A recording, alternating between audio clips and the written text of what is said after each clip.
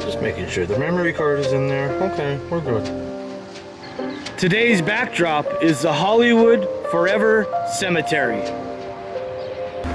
This, the gravesite of death, laid to rest August 27th, 1993. Now there's not so much a dead body buried here like I said, but there are things buried here. And we're gonna get into that. I'm gonna get into the history of what this is. Now, some of you might know exactly what this is, and some of you might be a little confused. And in order to explain what this is, we need to go back into the past.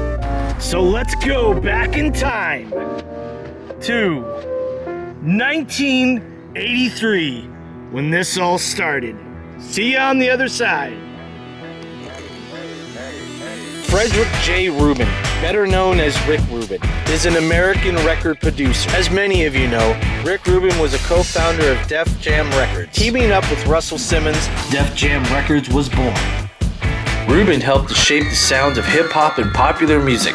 During this time, you would see an explosion of hip-hop and rap artists. Def Jam Recordings popularized artists such as Run DMC, Beastie Boys, LL Cool J, and Jazzy J, just to name a few. And on the rock and metal side, Slayer, Metallica, The Cult, and many others.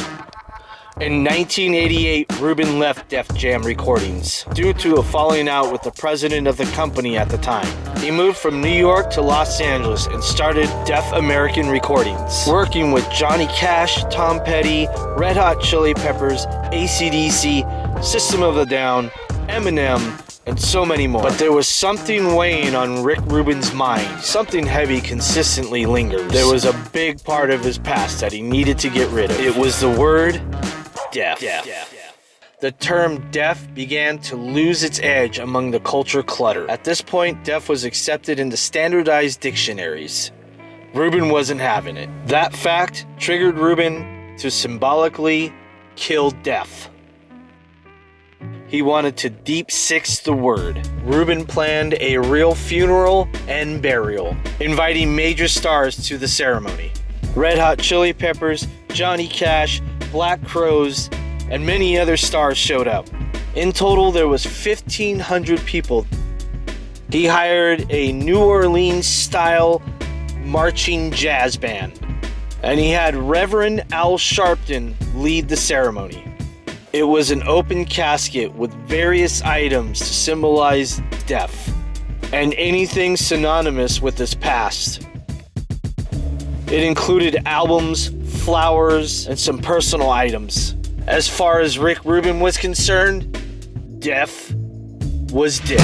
From then on, his company was known as American Recordings.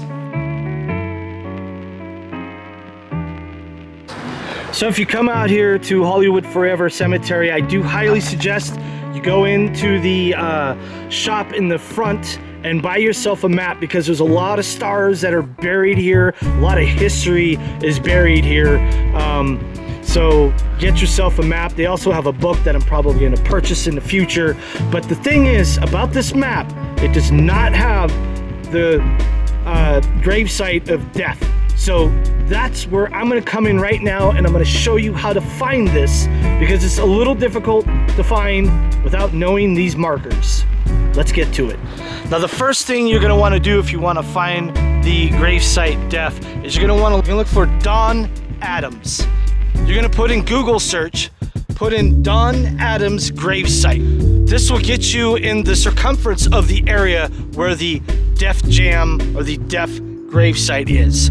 So the first step, Don Adams in Google search, Don Adams gravesite. He's not too hard to see. I actually saw him right away when I was coming up here. Google Map does a good job to get you here. The next thing you want to look for is this fella right here. This fella on a chair, okay? From there, you want to then turn around. You're gonna turn around completely, and you're gonna cross the street, because the death gravesite is actually across the street. You're gonna come over here. It's really not that hard to find. I thought I was gonna have a little more issues, problems finding it. So you're gonna come back here. You're gonna make a little bit of a left turn. There goes a squirrel. Hello, squirrel. Hello, Mr. Squirrel. And here it is. And so I'm gonna pull it up and turn it around, and you're gonna see that's where the statue is right there, the white statue of the gentleman sitting in the chair. I'm gonna turn it around. There it is. Death laid to rest, August 27th, 1993. So crazy.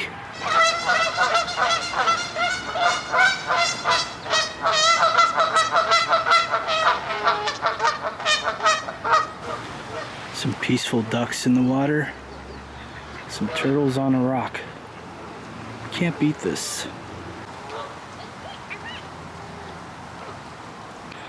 So I do want to point out that Johnny Ramone's gravesite is right here as well. I did do a short on this quite a few months back. If you can find it, it's there. And if you look down here, there's a tall memorial right there. You'll see a lot of those very interesting looking memorials. And if you turn this around here, you get a really nice view of the Hollywood sign.